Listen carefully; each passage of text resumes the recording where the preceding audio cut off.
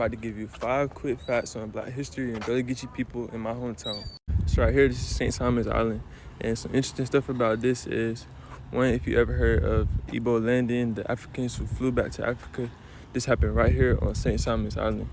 2, if you ever heard of Weeping Town, the largest sale of enslaved people ever in Savannah, Georgia. The people who are sold came from right here on St. Thomas Island. 3, if you know about the Great Migration, one of the main people who led the Great Migration, Robert Abbott, who had the Chicago Defender, was born on this island. Over here is Jekyll Island. That's where the Wanderer landed. The Wanderer was the second to last slave ship to come into the United States and the last one to come into the Gullah Geechee Nation in like 1858, way after slavery was banned in terms of bringing new Africans into the United States. Jekyll also is home to St. Andrews Beach and the Dolphin Club. That was the only beach in all of Georgia that was open, publicly accessible to Black people during the segregation era, and it became a major spot for locals to come and enjoy the beach. Even if you lived on St. Simon's, you wasn't allowed to come to the beach if you was Black. You had to go all the way to Jekyll. That's my hometown over there, Brunswick.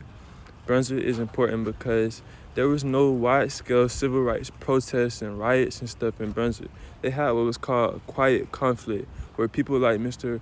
Julius C. Holt, Reverend Julius C. Holt, actually was able to negotiate with business owners. Because we are such a big part of the population and the customer base, we put so much money into the community, they were able to negotiate integration instead of having to face violence and protests like St. Augustine did.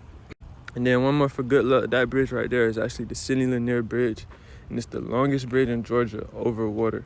There is a bridge in Savannah that's a little bit longer, but no other bridge in Georgia goes over more water than this one. Thank you if you made it all the way to the end of the video. I'm Kamari, I'm an expert in this stuff.